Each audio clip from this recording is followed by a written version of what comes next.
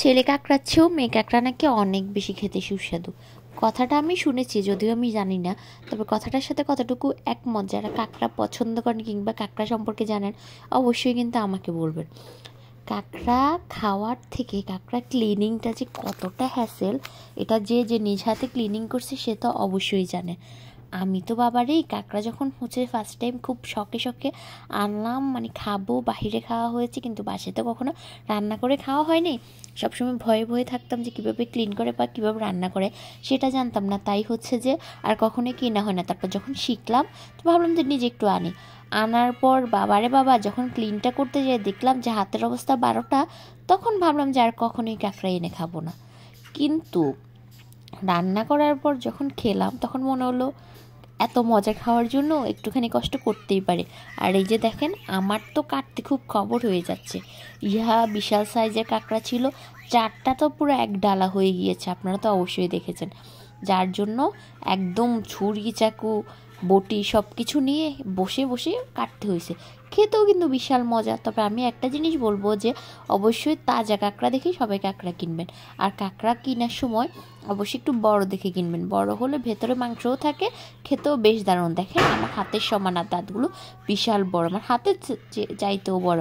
আমি এটাই দেখাচ্ছিলাম। আর দেখেন ক্লিন করার পর কিন্তু কাঁকড়া কালার চেঞ্জ হয়ে যায়। অবশ্যই কাঁকড়া যখন কিনবেন তখন অবশ্যই কাঁকড়াটা কালারটা কালোই থাকবে, কিন্তু ক্লিন করার পর সেটা পরিষ্কার হয়ে যাবে। আর এই যে দেখেন অনেকেই কিন্তু কাঁকড়া মাথাটা মানে কাটা জানে না, তো তার জন্য আপনাদের জন্য হচ্ছে যে একটু করে ভিডিও করে রাখছি, যেহেতু আমিও জানতাম না, আমিও অবশ্যই ভিডিও দেখে দেন হচ্ছে যে শিখে নিলাম। আর কাঁকড়া কাটার সময় একটা জিনিস খেয়াল রাখতে হবে, কাঁকড়ার এই যে ভিতরের সাদা অংশটা এগুলো ফেলে দিতে হবে। আর এগুলো যদি ফেলে না দেওয়া হয় তাহলে হচ্ছে পেটে ব্যথা হবে।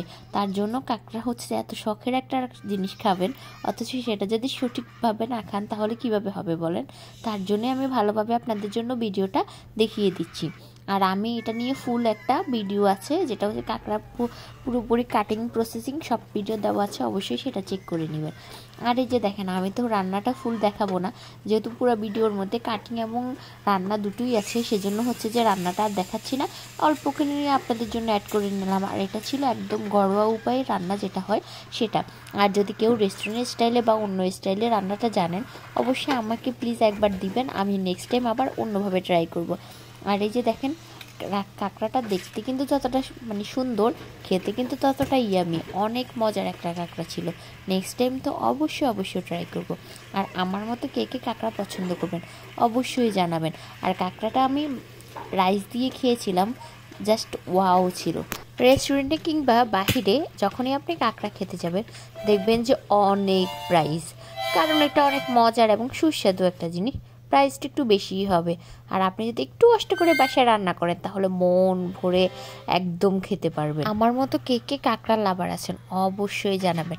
আমি তো আবার নেক্সট টাইম এনে খাবো, যেহেতু আমি এটার প্রসেসিংটা জেনে গেলাম তাহলে খেতে আর অসুবিধা কোথায়। এতদিন একটা ভয় ছিল, এখন আর কোনো। আর আমি যখন ভয়েস ওভার দিচ্ছিলাম তখন তো আমার জিভে জল একদম টলমল করছে, কখন আমি নেক্সট টাইম আবার খাবো। Thank you.